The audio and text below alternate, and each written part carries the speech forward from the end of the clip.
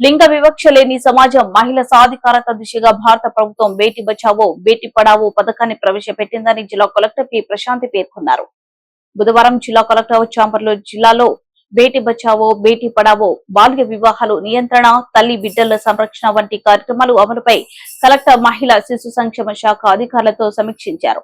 ఈ సందర్భంగా collector P Prashanti సమీక్షిస్తూ మహిళా శిశు సంక్షేమ శాఖ అధికారులు ఆడపిల్ల రక్షణ, ఆడపిల్లలను చదివించడం, లింగ పక్షపాతానికి వ్యతిరేకంగా ప్రజలకి అవగాహన కల్పించడం, బాలికల సంక్షేమ సేవల సామర్థ్యాన్ని మెరుగుపరిచే విధంగా పథకం యొక్క లక్ష్యాన్ని ప్రజలకు తీసుకువెళ్లాలన్నారు.